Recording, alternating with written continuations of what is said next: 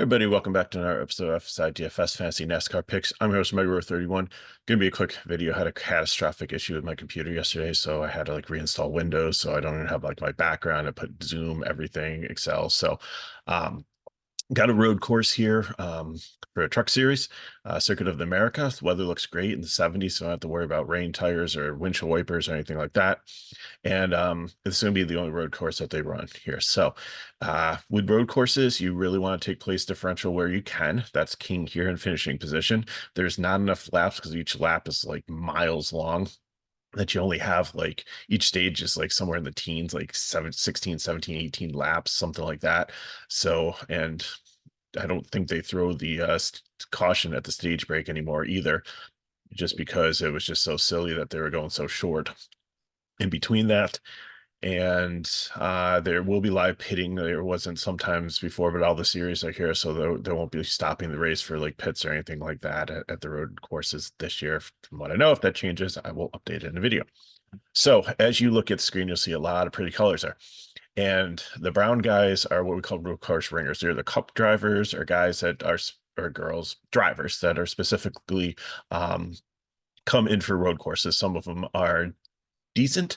Others of them are okay. I mean, they run like Trans Ams or open wheel or F1 or IndyCar or different Corvettes, different things like that. So, and they have a passion for it, and there's rides open because not everybody likes this type of driving in truck and Xfinity and Cups. So it opens up some spots for some people to come out and compete. The thing about them is they're not going for stage points, they're going for the win. So it kind of helps them a little bit, especially the really good ones with and the cup guys that are in here with being able to uh go in. Oh, it's not one cup guy, it's Chastain. There's more cup guys in Xfinity, so it kind of helps them be able to get like track position. That's like key here because you can pass, but it's a little bit hard. Now Circuit of America, they did repave some of the areas, not the whole course, but some of like going into one, and then some of the other ones, the S turns they didn't, but it has made it like smoother. And so people like some of their notes and stuff, they kind of had to like change it up because it's like seems like a lot slicker. The back wheels aren't sticking as much as they did in the past when it was like a little bit chewed up. So I don't think tire wear is bad either. So you can pass. There are straightaways and stuff. You do have to shift a lot. You spend a lot of time in first gear just going around. So there's a chance to get some power to get by some people if you understand how to shift the cars correctly or efficiently. So, uh, and the blue ones are not like elite road course drivers, but I list them as better than average. So when it comes to road courses, the truck, there's some guys that are just like, let's just get through and get on to the next week, survive in advance. There are other ones that really like it and excel. So the first one up here at the poll is Connor Zillick. I think he's a cash play. I think he'll be highly owned. And again, like if he leads every single lap, it really doesn't add up to too much, but you know, it's a nice bonus. He has won in I think the 12-hour race in the last couple of years. He is part of the Trackhouse development team here for like road courses and stuff. So there's a lot of research and development put behind this guy. So he seemed very fast out there in practice, looked good in qualifying. So, and the one thing too is that was kind of unique with this road course is if they don't, they in some of the in the S turns they can go where they want to, and other places in the track they can't go outside of the lines or they start to get penalties. Just kind of like when they set up those fake ones, if you miss a turn, then you have to like stop and start over again. So, like, I put the practice times up there in the qualifying times. So I know some of them were disqualified because they went outside the lines. And the way qualifying went, it wasn't like they ran one lap. They were giving a time period to go around and try to get their best. And some of them, which they realized weren't, just kind of mailed it in and said, you know, we're done for the day. And I'll get to that a little bit during the breakdown. So Zilich, really like him here out there as a cash play. And I think what you really want to do is I think you want to nail the person that you think is going to win this race. And then, you know, the three primes, and then whatever other cash plays you think make your lineup work. So Zolich, I think, is a great chance to win this race. Corey Heim is probably, in my opinion, one of the best truck drivers out there. He's got a bright future, and this team is really good. And I think he'll go out there and do really well. Looked number one in practice, number two in qualifying. Should be up there. Should have a top 5 day. Should do really well. Taylor Gray. Now you can ask, like, why do you have the upside dominator tag and no dominator if you're saying like dominator points don't matter here? I'm just using these because I wanted to mark out GPP plays, 3 of them, like, which is probably going to be my core GPP, that I really, really like. And Taylor Gray is one of them. I think he has done phenomenal at his young age at these road courses. And at 7,800, I really like him. I think he'll have great finishing position.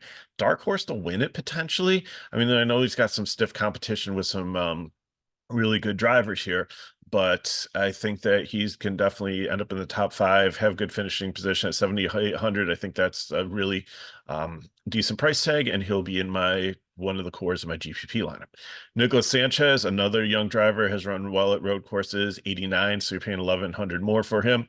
I think he's a solid cash play too, should have good finishing position, probably in the top 10. I don't know if he'll be in the top 5, but I think he'll definitely have a decent day. Ross Chastain, I think is to be chalk. He has been his first win, I think, in the Cup Series came at the road course, and he had a fuel pump problem last year, and he had a broken car, and he's like had to go to the end of the back of the field and was able with like the damaged car to work through it and be able to get and finish a respectable 5th. So, with a full decent truck. And Nice has not been bad at road courses. They have a decent program. This truck has usually shown up pretty well when he's gone out there to drive it.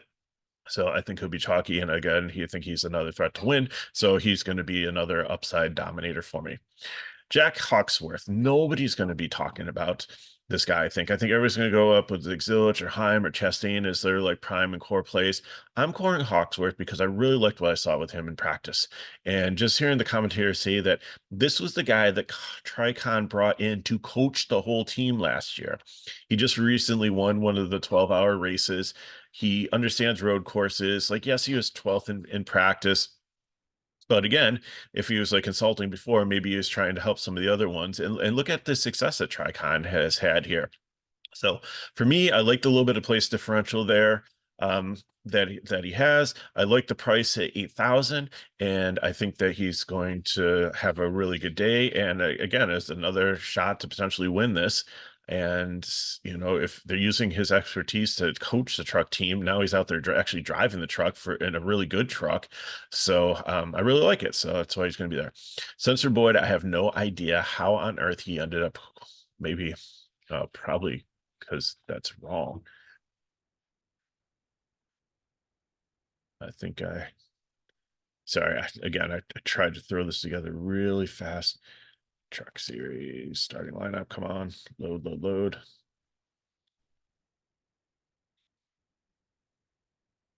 He is not 27th. No, he's 30th, so sorry about that.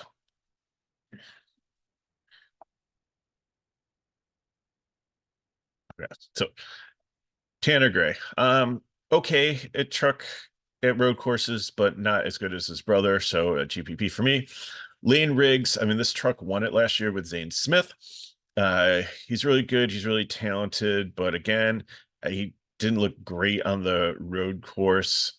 I think I saw him spin out a couple times. So until I see him actually progress a little bit, price tag's gone down a little bit on him, but I think he'll get there. I think he's very talented and there's a lot of potential here. I just don't think it's clicking yet. I don't think it's going to click here at the road course with all these other great drivers in the trucks here. So fade for me starting this far forward. Ty Majeski has been strong to start the season, good on road courses. So I think I'd rather pay for some other guys in this, but I don't hate it in a GPP, and I'll have some exposure to it 4th in practice, so there is a little potential maybe to move up in top 5. Akis has looked really good last week, and he's been good on road courses. I think there's some decent place for differential potential here also, so definitely like him as a potential cash play. Rajah Kruth has actually wasn't really fast last year in the road courses. but I think that this year he's started out the season really strong. Has a good team, the Spire team here. He's got you know, Zilich there, who's pretty experienced, probably to talk, compare notes with. So I think that he's going to be a decent GPP play here. I don't think I can play him in cash yet, which is lack of experience what I saw last year, but I think he's got potential. Ankrum did really well in road courses last year. I can't really, I'm not ready yet to give him the blue, but he's very close to it. So I think you can play him in cash. Let's see how he goes. If he does well here, then I'll definitely go back into my sheet and make him, I'll give him the blue banner of better than average for next race. Stuart Friesen has just been a GPP all year long. He's just boom or bust, and it's been more bust than boom. So until I see some consistency out of him, I think, you know, he's kind of on the, he's not dust yet, but he's kind of on the backside of his career, and just this program really hasn't been great. Finds a lot of wrecks, and it wouldn't be surprised if he ends up off course a couple times here. So GPP still has the potential, still probably be highly owned, but I don't trust it. Grand End Finger, I think that he's gonna be chalky too here. Look at another good truck that you know, this is another Spire alliance here with the CR7, and he's been always good on road courses. Definitely a little bit of place differential here, maybe like 5 or 6 to get up into the top 10. So I think he'll be chalky and a solid cash play. Barely Curry has been okay on road courses. The Nice program has been okay on road courses. So I think you can play him a cash at 6,400. I think he finishes like between 15th and 20th, so he might lose a little bit of place differential. But I think in finishing position at 6,400, he's pretty safe. Whereas Purdy and Dean Thompson, and same price range here, I think are a little bit more volatile. I think that Curry, if I'm looking at the three of them all starting kind of in the same range, I think he's the safest floor for cash. Ty Dillon's a little bit too expensive here. I know this Matt DiBenedetto did well in road courses in this Rackley truck, but I've also seen the Rackley truck have like a lot of tech problems. And Ty Dillon, I just don't see him as like as good as some of these other ones. I don't ever really see him as a great road course driver. So I know that some people are high on him in this race. So, but for me, it's a GPP play.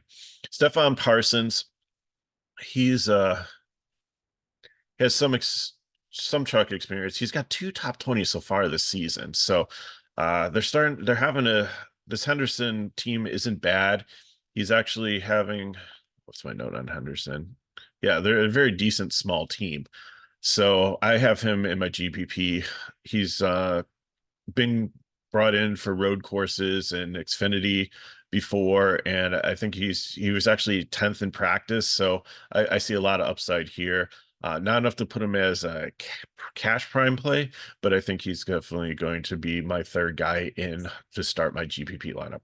Lawless Allen, a solid cash play here, has done really well on road courses. Even though it's in the room truck, this one has actually done well and not broken down on road courses. So I think I'm okay with him there.